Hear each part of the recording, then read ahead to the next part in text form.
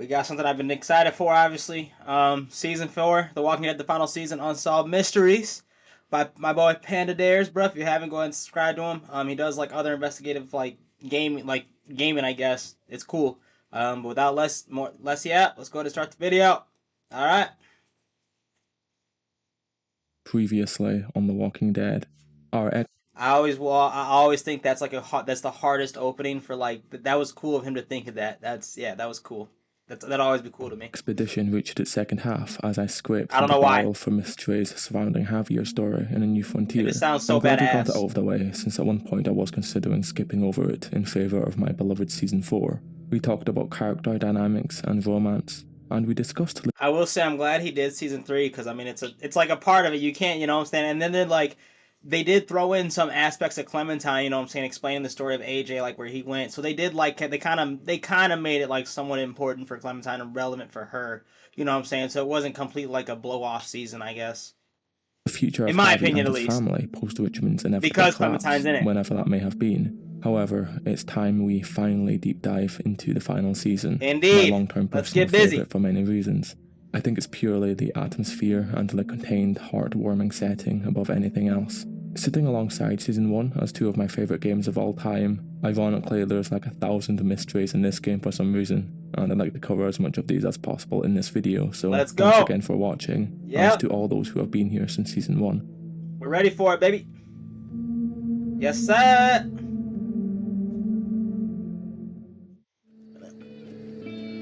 Blocked off. Kids must have not wanted anyone to get through there. Ignite the fairways. YouTube Premium coming soon, bruh. Cricket, you don't even have a club in your hand. When we wake up in Erickson's boarding school, there's a lot of creepy things that we can notice, notably rebellious propaganda drawn on the walls, even etched into the glass of an empty trophy cabinet. After Marlon tells us more about the adult staff who abandoned the kids when the outbreak started, justifying these slogans seen all over the school and introducing ourselves to most of the students, we're free to roam around in the courtyard before eating dinner. It's here where we encounter mystery number 1. There's a gate on the right hand side of the dormitories. Quite hard to find on top of being closed off indefinitely. It's also reinforced with sheets of metal and wooden planks. More anarchist symbols and disturbing sentences. Mysterious enough where when Clementine interacts with it, she questions if the kids are actually hiding something. So what is beyond this gate? Is it just another part of the school? Maybe a section outside of... Gonna lie here. I'm not gonna lie. I'm pretty sure like I interacted with this when I played through, but I didn't even like think about it. I didn't think about like what was behind it, why it's blocked off. So that's a good one there, because that slipped through me. That slipped my mind. You know what I'm saying? And I played the whole entire thing. So good catch there. Good catch. I give him his clout. Or something that 100%. We were never supposed to find. We need to find out more. The first thing I tried, and what comes across as extremely suspicious, is that the kids don't mention this gate at any point. We can talk to literally everyone on the first night, we did it, and they're all either distracted or we simply lack the option to call them out. It's like everyone's in on some sort of elaborate cover-up. Not to be, like, rude, but... I mean, but also, too, knowing how Marlon operated, is it sketchy to, like... I mean, dude was literally giving kids away, so is it... And maybe he gets into this in the video, maybe I'm ahead of myself, but maybe, you know, do they have some kind of thing? Did Marlon orchestrate some kind of thing where they said, you know, don't say shit about this gate? You know what I'm saying? Because if we go back to the clip earlier, I think it said, like, Marlon was here, or it had, like, Marlon on that gate, and we know he's the leader, and we know how he manipulates them. You feel me? So... I don't know, I could see them having some kind of pact, or like some, you know, them knowing, you know what I'm saying, and me and AJ being on the outside, us being outsiders, them not telling us. Definitely. You know. Just based off how the game went. Bye. Of course, resources become available throughout the game to help us narrow down where this leads, as well as a plausible motive for why they concealed it. Firstly, we can kind of see over the gate if we stand far enough back. The trees in the background already credit the theory that this was once used as a separate entrance into the forest, and that the kids blocked it off because of the safe zone's ever-continual decrease. That's one possible theory. Right. The kids also say that the walker-infested greenhouse is located near the school. The map that Violet shows us in episode 2 proves this. It's on the right-hand side also. However, this is where things start to get very weird. The same map depicts Erickson's as much bigger than what we assumed. The gate is located here, so this doesn't lead into the forest, it just leads to another section of the school. The greenhouse is still within the school grounds, and the only entrance to... Good point. Good point. Good point. Again, we looked at the map and this probably went over my head. Good point. Good point. Good analyze. The Good, school dude. is the courtyard. Overall, this raises more questions than answers. I understand blocking off a dangerous exit to the school to stop walkers sneaking in, but they instead decided to block off 2/3 of the school for presumably no reason. Well, here's the answer. And then here's the Marlin, if you can kind of see it's faded. Here's the Marlin was here that I was talking about earlier. You know what I'm saying? The Walking Dead wiki lists the Erickson school buildings in detail. At the bottom, there's mention of a burnt down section, in quote, a building of unknown origin located next to the admin building that burnt down at some point before Clementine and AJ's arrival. This isn't a reference to the crumbling bell tower that's purpose was obvious. Instead, it's referring to the building past the gate. One of the kids burnt it down out of hatred. We don't know why exactly, but my theory is that this is where the faculty used to punish, or rather abuse the students. Because why else would they do this? By accident? Well, it's quite difficult to burn down a building by mistake without electricity in the apocalypse. No, unfortunately. Yo, I never thought about this, but yeah, they definitely thought, they all sit around that bitch like a bonfire and burn that bitch, bro. Yeah, that's funny. I never even thought about this. Yeah, I never Top even. of being left alone to fend for themselves, the adults of the school were guilty of the most atrocious crimes against the most innocent. Historically, North American boarding schools, especially for troubled youth, have been sites of violation against its students. Really? 2 pieces of writing in particular illustrate the trauma felt by Marlon Yeah, as well as Marlon. others. Stay strong, and Marlon was here. I think the reason why none of the children talk about this anymore is self-explanatory. Of course, there's another theory that this was intended to house the cut content of the game. The inaccessible buildings included the dining room, the morgue, the playground, and the gymnasium. But I prefer the former from a storytelling perspective and because it makes the most sense to me personally. It also ties into the next mystery quite well. Also, Love was nearly lost. YouTube Premium Pizza coming Hut soon, showed man. up. Go get her. Hi, I'm Peter. I was gonna say, bro. Also on Telltale's end, bro. Stop it. Well, actually, no, because I guess they kind of made this when they went out of business. Because I remember when the final season dropped, like Telltale didn't finish this. But what I was gonna say was they could, they stopped being lazy and make those rooms like enterable and playable. You know what I'm saying? Because he just said it was like blocked off content. Like, no, make those playable, bro. Like, stop being lazy. But then I understand like Telltale went through its stuff where like they started going out of business at that point, I think, or something was going on. Because I remember, I swear, Telltale didn't finish originally in 2017 when I first played it. Telltale didn't finish this game. Like I remember the end. It was different. It was different. I swear. Leads to burn down building. Okay. And the loser is Tennessee. Oh, It's something Burns, you've yeah. never told anyone because you were afraid they'd make fun of you. This mystery is one of, if not the most notorious on this list. Since the very beginning of the game, 10 being the first of the Erickson students that we find in the hallway, he's seen with burn marks across the right side of his face. He doesn't tell us why. We can't ask him why. Similarly to the previous mystery, we're given very little to work with, although many interpretations have surfaced over time, so let's go over them now. The first is that he and his sisters orchestrated a fire that burnt down his family house, hence their simultaneous departure to Erickson's. I always found it weird that 10 and both of his sisters are at the school at the same time. Another branch of this theory is that only Minnie and Sophie burnt down their house, and 10 wanted to be with his sisters at all times, so he was sent alongside them. This would never happen in real life because if this was the reason for why he got injured, I doubt that Ericksons or their family would allow them to stay together because of their dangerous influence over him. In episode 2, 10 visits AJ and Clementine in the dorms while they await the vote. Yeah, He's fuck holding that. a firefighter. Yeah, I want to say fuck that vote, bro. I did my best, and they all vote. I mean, some people try to, politic my way in, but man, fuck them for voting me out. Fuck in that. his hand and says this. I figured you'd be afraid, with everyone all upset. But you were brave last night, like a firefighter. This at least tells us that 10 was rescued by a fireman, explaining his admiration for them. Fortunately, he didn't have a hot iron pressed against his face in the forbidden building. Instead, we've narrowed it down to a fire before the apocalypse, as protection services weren't available from day one. Since the burning of the Ericksons building occurred after the outbreak started, in retaliation to the adult staff leaving, it's safe to say that 10 did not get his scars from Ericksons. Right. And even though this is the case, I also want to say that Omar is seen cooking outside, so there's a small possibility that the building was burnt down from a kitchen fire initially. It just has no connection to 10's injury. The conclusion I've reached is that he was around. Also, bruh, actually, no.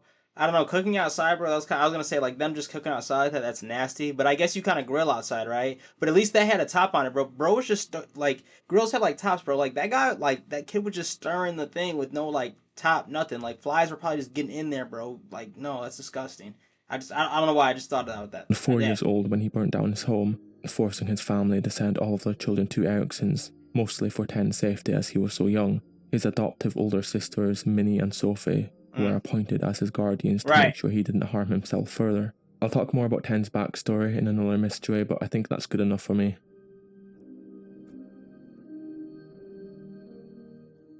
Okay. You guys want to know why I got sent here?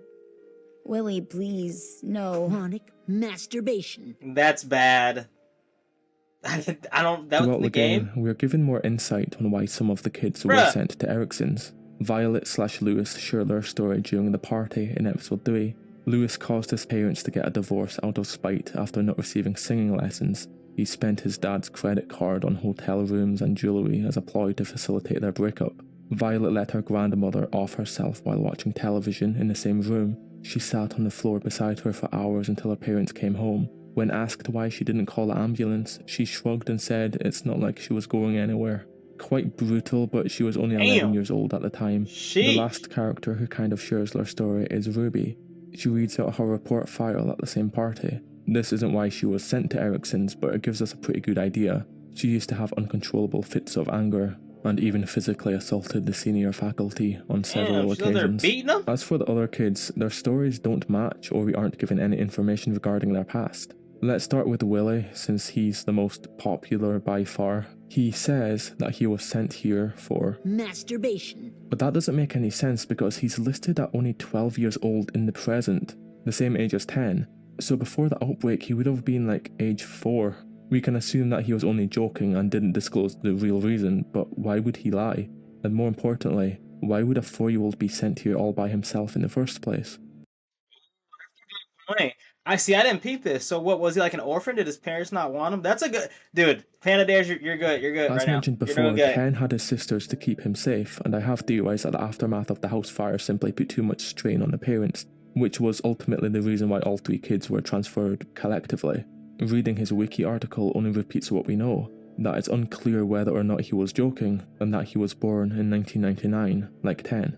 But by researching his post-apocalypse entries, we can start to put something together. We know that he was close friends with Mitch, and it says here that Mitch looked after Willie after the adults left. We can see them sharpening weapons together, talking about explosives and normal childlike activities such as this. So is it possible that Willie was sent here for similar reasons, and they became friends through a shared interest in explosives? I believe so because of one detail. Soon after Mitch dies, Willie starts work on the Mitch's masterpiece bomb. It's created off camera mostly, but it's implied. I'm gonna say this too because it just showed it. I didn't expect Mitch to go out sad like that. Like I thought he's better than that, bro. And then, but Lily, I mean, I get it's Lily, but still, she took him out like nothing, bro. Like he could have put up more of a fight, you know, bro. Like he could have fought her or anything, bro. No, she just straight like no. But yeah, R.I.P. Mitch, man. That he created it with the help of Ken. I know he was only 4 or 5 when he was sent here, but it's more likely that he was obsessively experimenting with dangerous substances from this young age, rather than masturbation. Asim is one of the few characters who doesn't talk much in general. We first meet him while out disposing of walkers in the forest, and unlike Willie, he just seems like a normal, nice kid. He likes to write in his journal and has a crush on Ruby of all people. You've got a crush on Ruby? Violet and Brody exist, and you choose her. He even expresses his disgust for Clementine at the dinner table party. So that means you're killing... This is amazing. A sim! Oh, thank God. What? You'd rather die than marry or flip Clem. No. His relationship preferences are troubled enough, but I doubt his bad taste is what made his family disown him and send him here of all places. A developer confirms that Asim was guilty of starting fires. The same dev states that Asim's character was originally going to look much different. For one, he was supposed to be bisexual, but this was later scrapped, most likely because it intervened with the Lewis relationship path if I had to guess, and he proposed a new post-apocalypse currency, which was jars of salt. Arson? Okay. You've earned this. YouTube Premium coming soon, bro. You handle chaos with composure, because everything... Brody is even more mysterious. She's very nice, intelligent, and doesn't strike me as the type of person who would study at a school for troubled kids. It's possible that characters like Brody were much worse when they were children, as Right. opposed to 18 They've to 20-year-old grown. adults. Ruby is a perfect example of this. We do, however, witness Brody have anxiety attacks, and her coping mechanism seems to be uncontrollable swearing. I just can't. I won't. Just not again. Fuck! She obviously suffers from severe anxiety to the point where she's unable to control herself under pressure. As a child, I can only imagine how much more serious this would have been if paired with aggression and violence. Omar has the least amount of lines out of all of the school kids. His dedication to cooking and using rabbit foods as lucky charms indicating a possible obsession with animals, and not in a good way. I'd love to say that he's just another violent kid like Marlon or Ruby, but with the lack of substantial evidence, this theory makes sense to me. The other possibility that's not nearly as dark as this is that his lack of sociability was the reason. If that's the case, then it would be heartbreaking, and his parents are horrible people for separating their 7-year-old child over nothing more than being shy. Yeah, dude, if they did that to Omar, that is bogus, and that's dark though. I mean, he said it's less dark, but that's kind of darker in itself, bro. Like, damn. Sheesh, what's wrong with the parents, bro? You know what it's like out there. It's a bloodbath. One community against another. From Richmond to the coast. Back at the Delta, we're at war. With some really sick fucks who make me look like the Virgin Mary. The Delta are a large militant group consisting of small raider communities, or cities as Abel called them. During Season 4, they're involved in an ongoing war with Richmond, as well as other settlements stretching as far as the East Coast. Well, does this have to do with Javi's war too, though, or is this like two separate wars? You know what I'm saying? Like, does it stem from Javi's, or is this like a completely different war? Because we know there's wars going on. We know there's wars going on between, based off Season 3. We know there's wars that's been happening. And still are so desperate for new soldiers that they once sent a scouting unit to Ericsson's long before we showed up. It's here where Marlon gave up Minnie and Sophie in exchange for his own safety. Since they knew where the school was, the kids' safety didn't last long, as we coincidentally bump into Lily and Abel immediately after being kicked out. I'll give a brief overview on Lily for a second. She is now a lieutenant of the Delta and leader of one of said communities, a transportation ship codenamed Rockingham, real name the SS Stuart Fitzgerald. This is the only faction of the Delta that's still in operation besides the main base, leaving me to wonder where the other communities are, who's in charge, and if Rockingham's collapse marked the death of the entire organisation. I was supposed to talk about David in my previous video in the missing persons list for New Frontier, but I thought that this theory was so good that he deserved an upgrade. David has one ending in Season 3 where he lives. He leaves his community and his family behind and wanders off by himself. Wait, really? I didn't know that, because in every ending he goes. I don't think I've got that. At this point, the New Frontier is effectively disbanded, leaving David to seek out another meaning in life. Maybe it doesn't matter to you. Legacy, David. It's all anyone leaves behind. Why didn't you stay with the kind you want? But bro, why be so selfish and stubborn? Why did you stay with your family, bro? That makes no sense. I don't know. And then I didn't know this was an ending. I'd never seen this before. His end goal was always simple. He wanted to be a soldier above anything else, and he didn't consider himself anything else. After he left Richmond, could he have created another large militant group around the same area? What else would he have done? His experience from the New Frontier and his past to aid him. It would also align with what Abel said in the basement, that they're at war with the most evil people imaginable, and as strict as David is, even he tried his hardest to persecute Joan after the things she did. I also believe that David would have liked Lily and would have granted her the rank of lieutenant. On the other hand, I don't think that he would have approved of child kidnapping, although I will argue that most of the school kids are aged 18 to 20 by this point in the story. Minnie and Sophie were likely young adults when they were taken by the Delta, so for that reason I like to believe that David is affiliated with them in some way. Post-edit, because the David Lives ending is optional, this theory implies that there are multiple Delta leaders depending on the player's choices in previous games. That is true, and then I don't know, that's kind of, to me, that's kind of a stretch to I could see it, I could see David, like, going off and, like, wandering, but, like, you can't, I don't know, it's kind of a stretch to prove. It's a good conspiracy, but it's, like, a stretch to prove it, I guess, you know what I'm saying? So, I don't know, I'm kind of iffy on that one. And then, yeah, then there's this loophole, if you even save David. This was a devastating loss for the Delta. but Lily still uses present tense in this scene. Without reinforcements, my people will lose their war. They'll die because of you. She also says that she would take Clementine to the Delta on the ship, so it's definitely out there somewhere. Really though, the fall of this outpost would have directly caused its fragmentation, even if a few members are still alive, and whether or not the Delta was a place where she could fall back to. David's affiliated with them, they feel... I don't know about that. Hold on, what did it say? David's affiliated with them, they fell apart after season 4. I don't know about that. We still have no idea who they were at war with, other than they were sick people. I don't know, it's kind of a stretch to say that they're I don't know, that's kind of a stretch to say all that, to say that they were affiliated with David. But yeah, we do know they're at war with somebody. Next time you need help, ask someone else. Yeah, fuck you. Was that James, I think his name was? Forgot This him. time around, we aren't talking about an extensive list of sub-characters who were lost forever because of a writing inconsistency or because no one really cares about them. In Season 4, there's only really 2 characters that go missing, both of which being major characters, and their lives are dependent on a single decision near the end of the game. Let's talk about Lily first, since we're following up on the previous Miss Joy anyway. Yeah, we shot her. I shot Lily. We did not let her live, no. After we choose to keep her alive, she kills missing character number 2, and yeah. the ship explodes before we can react. She's found a few minutes later at the dock floating down the river on a supply raft, but at this point her fate is sealed. Because of Clementine's terrible aim, she rides off into the sunset even if we shoot her all 3 times. Damn, so, really? What's next for her? Did she try and regroup with the other members of the Delta, or did she try and make it on her own? There's many different opinions on the events that followed. Personally, I believe that Lily did not go back to the Delta because she agrees with this dialogue option. After this, there won't be anything left to go back to. Good. You deserve to be alone. Bruh.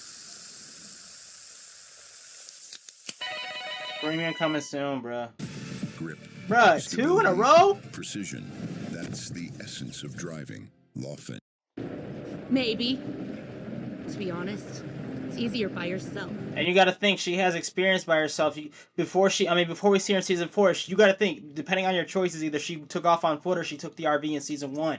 So I mean, she's comfortable with being, alone, or surviving, or having to survive alone. She doesn't have her dad anymore.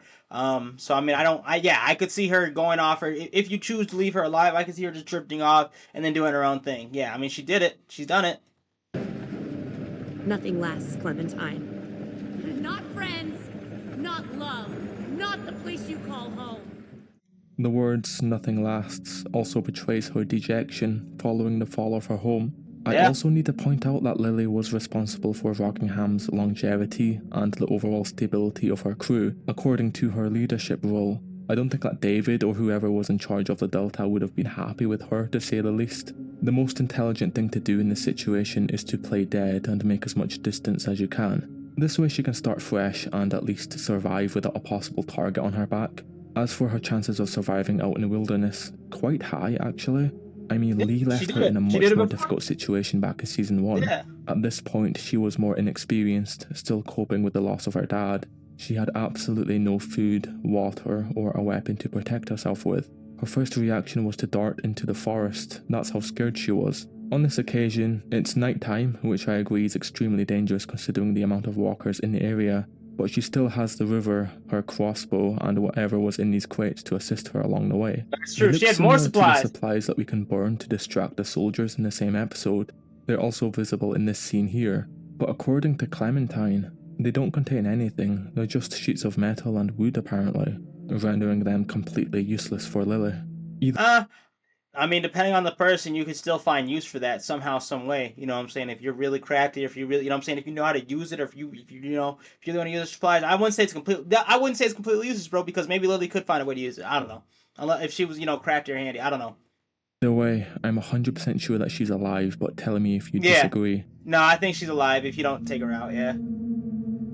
Yeah, 100%. I agree with that, yeah. The opposite choice leads us to the James goes missing part. Face shot. We tell AJ to shoot Lily 9 times in the face. Yeah, James gets mad about it for some reason, later becoming physically violent, threatening to kidnap AJ in the cave. threatening to break Clementine's legs for trying to rescue him, among other things. Just to rant for a second, I can't stand this guy. Even Yeah, in he's episode weird. 2, he's just extremely annoying to the point where I want Lily to dispose of him for making such weird requests to us throughout the game and generally having an extremely idiotic and dangerous belief system. He also says that he killed an innocent child for nothing more than expressing empathy, so yeah, this guy's like on par with Bonnie for me. He makes Ben look like Lee in comparison. Anyway, after a heated argument... Dude, that's funny. Yeah, I didn't like James, I think his name. I didn't like him either. He was weird. I mean, I understand like it was a different like view of the walkers and stuff, but it was still kind of weird. And like Panda Dare said, it was risky. You know what I'm saying? It's risky going because he had us going to a barn, bro, and you just like what? You just like watch the walkers. Like, no, bro, that's too risky. You know what I'm saying? To risk your life for. So I don't know. Yeah, I didn't like this guy either. I don't know. He says that he'll find his own way and to ask someone else for help next time we need it.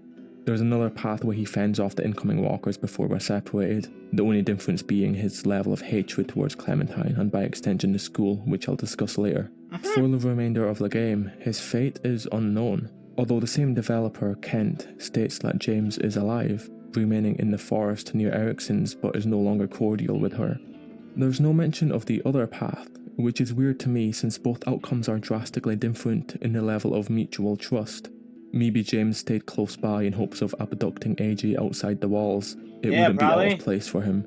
In all seriousness, there's one piece of evidence that makes me believe that the outcome where James remains in the forest is a reference to the nice ending and not the bad ending. James doesn't drop the mask unless you make him hate you, and the only way that James was able to survive with his belief of not killing walkers was by blending in. He could have never survived in the forest for long without his mask, so it's possible that he died in this scenario. That's just a small theory of mine, but it's something I suppose. In summary, James is fine in one scenario, a walker in one of them, and is most likely deceased in the other. Another thing to add is that making a walker skin from scratch without infecting himself would have been difficult. With no place to shelter and without anyone watching his back, it was unlikely that he made another one, even if he knew how to. Okay, yeah, he's alive. I mean, the Delaware said it was, but he dies. Yeah. I always wonder this too. I know they did it for the plot and everything, but you gotta think, like, you can actually no. If you take some time to cut leaves off, but Clementine, she changes really fast, bro, and it doesn't make any sense because she's too far past. She looks like how Lee did basically, and then all of a sudden the next scene she's cool, she's good. I don't know, and I don't know. But he's gonna get into it because I got my own stuff to say too. Popeye se está poniendo saucy. These might be mid too, bro. I'm not gonna try them. If I don't make a TikTok about it. Here's the big one. I'm just going to dive straight in since we all know what happened. I think most people would agree that Clementine was on the brink of death during the barn scene. Bro, yeah. Yellow eyes, unable to stand, walkers closing in from every possible angle. The closest reference we have is of course Lee from season 1 again. That's what he said! What the heck happened? How is she alive? How did she get back to the school? It's the ending that has been contested from day one, with many contradictory theories over the events that followed. We need to talk about each and every possibility before giving my final conclusion at the end. Because she gets bit, but you gotta think it's different now, like time is advanced. So I was gonna wait till the end to say this, but like maybe like does the walker bite, you know what I'm saying, the walker, like as time goes on, does it spread faster? Because she got infected pretty quick. If you play it, like Lee was like a whole episode, and literally like a whole episode. We at the end of episode 4 he got bit. We played with him all the way through the end of season 5 or episode 5, you know what I'm saying? So he was literally a span of an episode. She was like, I want to say 20-30 minutes, bro, and then she was already on the brink of death. Like I don't get it. We gotta see what he says though. Starting with the most popular, this one surfaced very early in the game's lifespan and is generally the most favoured given that a writer of season 4 introduced it, Michael Kirkbridge, with his letter titled How I Protected Clem by Alvin Jr. I'll show a shot of it here since I'm not reading the entire thing. Right. I just want to say that this is not canon in any way, more so his own speculations on the ending that are admittedly credible since he wrote the game. Basically, according to him, AJ cut off her leg before cauterizing it with the completely sterile and safe axe blade covered in walker blood. He used a rope to tourniquet her leg and proceeded to pick up Clementine and place her into this red wheelbarrow. He killed all of the walkers inside the barn, threw blood on Clementine to protect her from more walkers, and pushed her to the school. For me, it's quite unrealistic. Immediately, this axe could have never been used as an instrument for cauterization. I was being sarcastic if you didn't notice. It's actually hilarious how dangerous and stupid this is, and if Clem wasn't dead already, this would have killed her even faster. Such a tool would have made the infection even worse and caused more severe tissue damage to her upper leg. In a real life situation, cauterizing a wound thermally is kind of a myth in modern practice. It's done medically via silver nitrate, and in extreme surgical cases, electricity. The smartest thing for him to do was to not cut off her leg in the first place, to stop the bleeding as is and quickly rush her I was gonna say, because regardless, she's losing blood, bro. Like, if you cut off her leg, then like blood is coming out, so she's losing time there too. So back to the school where Ruby had the resources to do this safely. Violet does say that the school is nearby, but I'm 99% sure that AJ would have been too slow to save Clementine if we're following this scenario. I don't doubt that AJ could have dragged Clementine all the way back to Erickson's before she died. Clementine dragged Lee inside the police station without the help of a wheelbarrow. Speaking of which, I should have included that mystery in my first video, but oh well. But reversing the bacterial infection was way too late at this point. Remember, AJ had to kill every walker inside the barn. This would have taken ages on top of everything else, so for that reason I'll propose a second option, what I see as the only logical solution for how she made it out alive. AJ swings the axe, misses and hits LaHaye instead. He cries and tells her once again that he cannot do it. Violet comes back with a few more people. AJ's rope is used to stop the bleeding. Violet and Lewis make quick work of the walkers inside the barn. Clem's then rushed back to Erickson's on the horse carriage they stole from the Delta. After arriving home, Ruby amputates her leg and cleans it well, and that's it. Quite believable. I mean, because if you think about it, that makes sense to me as opposed to what AJ clearing out the barns, wasting all that time while Clementine's turning. You know what I'm saying? You didn't cut off her leg. I mean, yeah, that sounds more logical, but we'll see. Well, let's see. As far as Telltale goes, and all within a reasonable time frame. I think the reason why I'm so skeptical of Telltale deaths is purely because of Kenny's disappearance in Season 1 and the fact that Clementine survives this. As for the yellow eyes that are similar to Lee's, I think Clementine was just going into shock due to blood loss and not the infection. Because she the looked like Lee, pointed out that the bite was actually below the axe wound, and because the walker infection spreads through the bloodstream, this bought her enough time to survive the amputation without it spreading around her body. Pizza Hut's hooking you up with more of what you love. 4 Lovers Pizzas loaded with your favorite toppings. Order on the app. Violet and Lewis came back for him. Had to have. Yeah, I guess so. Yeah, that's what we got to go with, right? That makes sense to me. Survivors out beyond the old safe zone. Some kind of caravan. Are they bad people? At the end of the game, Clementine and Lewis/Violet discuss a caravan full of survivors outside of the safe zone. They're a large group of around 15 people, and AJ is trusted to scout them out in case they're dangerous. It's obviously meant to be ambiguous, demonstrating Erickson's willingness to grow and accept new members. When asked, this is what a dev said. Apparently it wasn't supposed to be taken too seriously. Because it's my job to take everything too seriously, who are these 15 people? This kind of reminds me of that family at the end of Season 2 who we never see again. As always, here's a few theories. This sequence takes place directly after the flashback where Clementine says this. Can't go back to Richmond. This whole area is a war zone.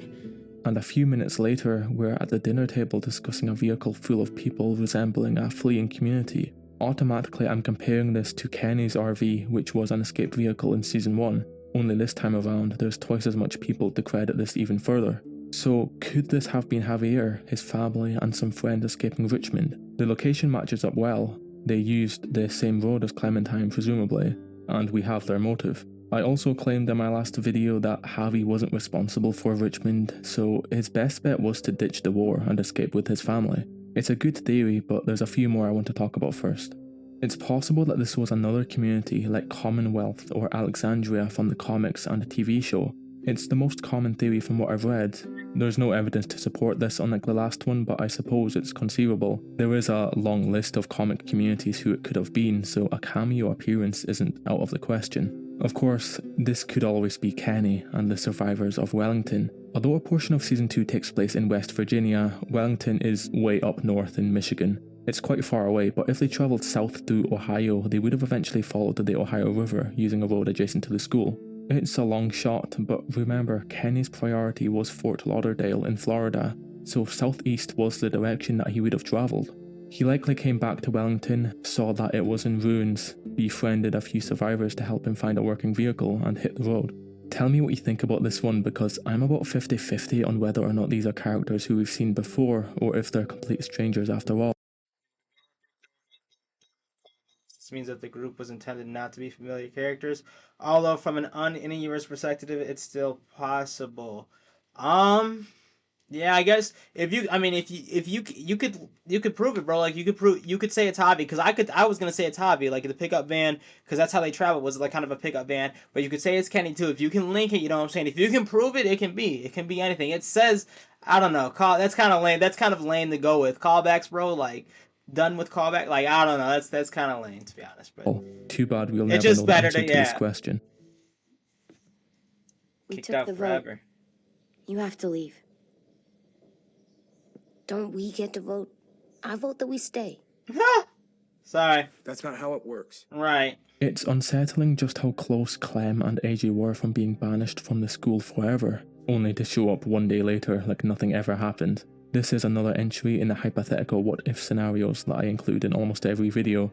It all started with Ben's existence in Season 1 because I just needed to insult him for a few minutes, but this one needs to be talked about more because... Hey, but Ben deserved that. Fuck, I mean, Ben, yeah, you literally killed off half our group. You fucked everyone, bro. Ben's stupid. Fuck him. Season 4 could have been much different. Just a quick summary before I begin. After AJ shoots Marlon in the head, that was we are crazy. democratically expelled. Everyone except Violet or Lewis, depending on who you appeal to. Asim and Ten want us to leave, so we do. We are escorted back to the main road and left to fend for ourselves. Lily and Abel come back to recruit more soldiers. Long story short, we escape, but AJ gets shot, and we have no choice but to return. Over the course of the episode, we start to convince the other kids to let us stay while AJ recovers from the gunshot until it's unanimously uncontested. Help the me hypothetical is this.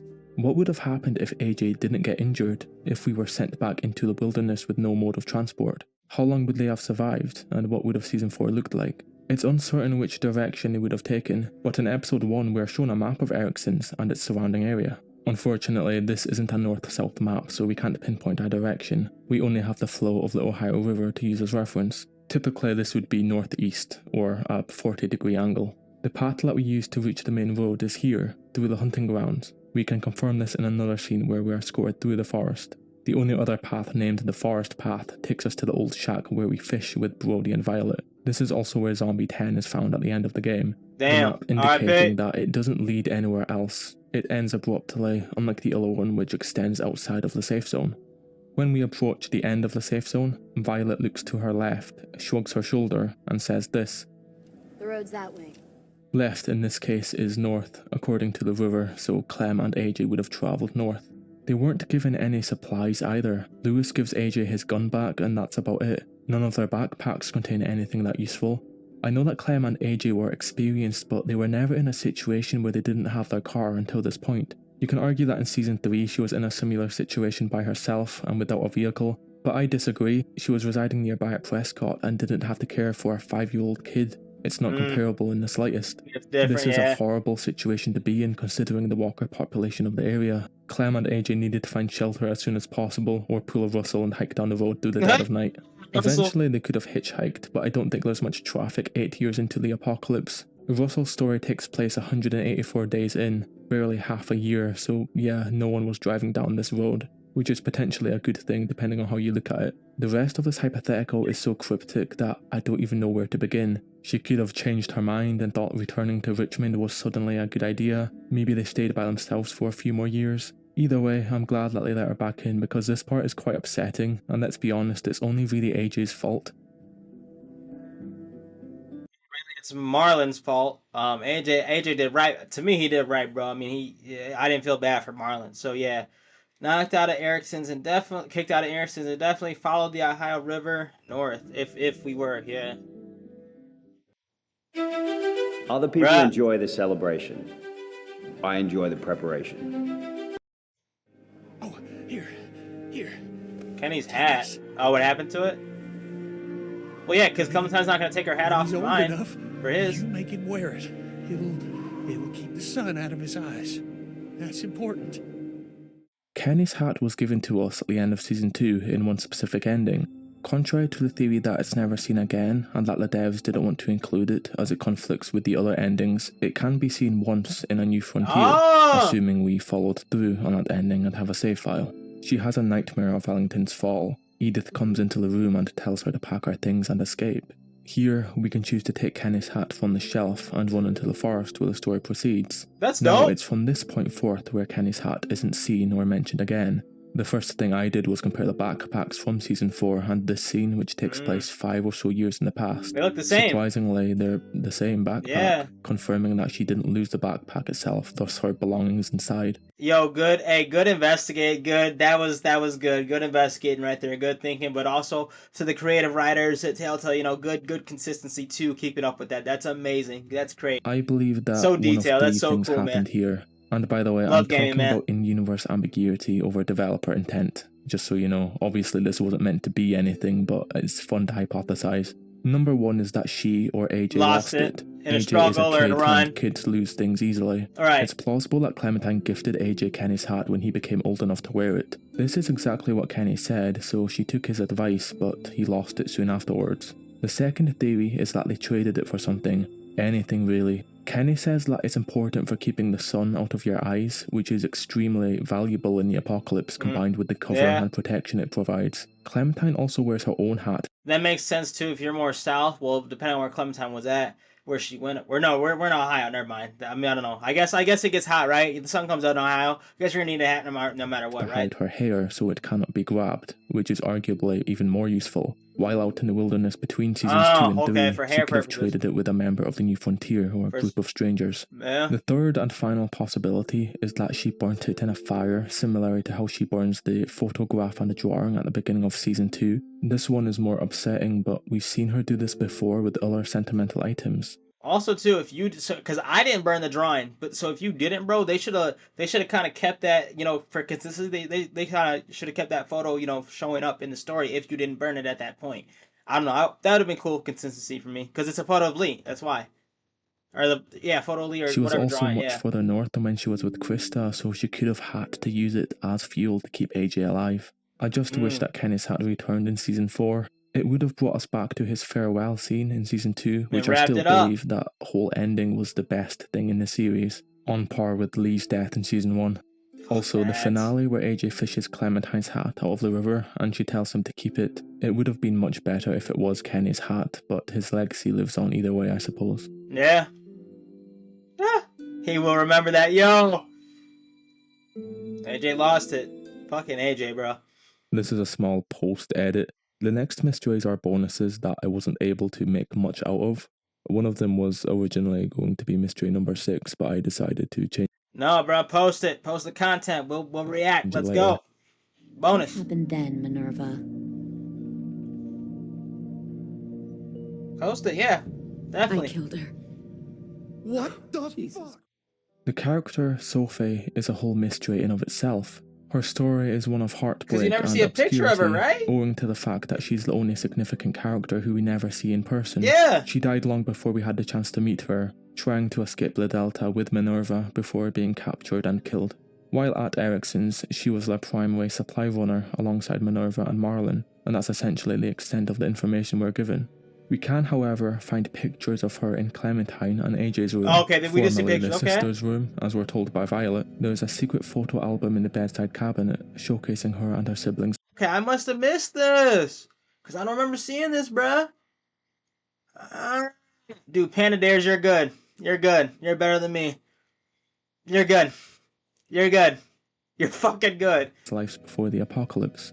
I'm not sure who this third girl is in the last photograph. I thought it was just her best friend from school, but she looks Damn, a bit like how did I Violet. miss this, Maybe bruh? Violet deliberately got sent here so she could stay with Minerva. I mean, she's content with staying at the Delta with Minerva if you let her get kidnapped, so it's definitely something that she would do. This could also just be a very early photograph at Ericsson's, but I doubt it. It's in the boat where Lily discloses Sophie's final days in detail, how she convinced her sister to help her steal a raft, how she made her kill Sophie to pledge loyalty to the Delta. But it's the way in which Minnie tells her story, and her attitude towards Ten especially, that makes me question if Sophie is actually dead, or if her sister lied about killing her for protection. On top of the fact that we don't see it on camera, she could have easily just told Sophie to run off into the woods instead of going back to Ericsson's because she was aware of the upcoming ambush in an attempt to recruit the entire school. It's a cool theory that I believed for a while, but there's one sentence at the bridge which pretty much debunks this. When Minerva tries to kill Ten and take him to see his family, she includes Sophie in the same sentence, meaning she was either responsible for her death or knows that she died without it being shown on screen. We're gonna go be with Mom and Dad and Sophie. She has no reason to lie here, and with that, the case of Sophie is closed before it even opened. I did find it weird upon first playing Season 4, assuming that Sophie was an important character who we were supposed to save. To hear about her death always seemed anticlimactic. Ignite the fairways. With Fireball. Jiminy Cricket, you don't even have a club in your hand. Lacking much dramatic effect. Like, okay, I don't even know who she is besides 2 brief sentences. In my opinion, they should have killed off Violet or Lewis instead to emphasize the weight of that decision. It makes the outcome of the story that much more hard-hitting and emotional. Like if the Trip versus Ava choice from Season 3 was actually decent. Hey, over here! Follow me! Giant boulders. And that's How did they manage to suspend these 2,000-pound boulders 10 feet in the air?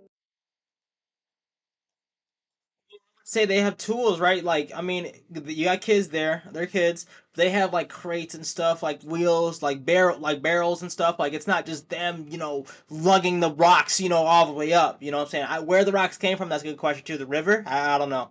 Let them talk. Let them talk. Easily enough where they proceeded to do it 10 more times, all for the sake of killing one walker at a time. Not to mention a severe risk of injuring themselves or worse.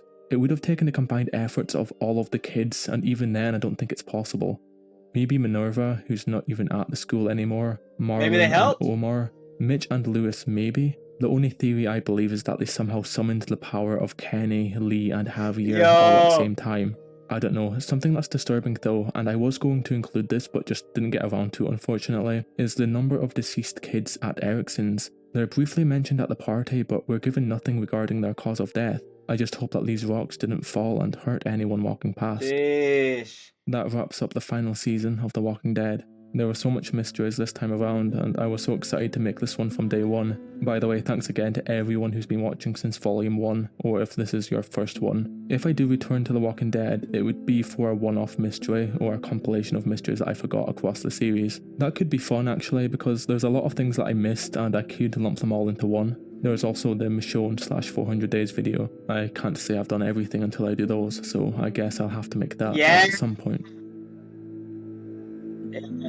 Yeah. Alright, that's gonna do it. Yeah, man, subscribe to him. He's pretty good at game, like the game investigating. But yeah, I'd say if he wants to, Panda Dares, you go ahead and make those 400 days. Make the Michonne. And yeah, make the ones you missed, bro. We're here for it. I'll react to it. But yeah.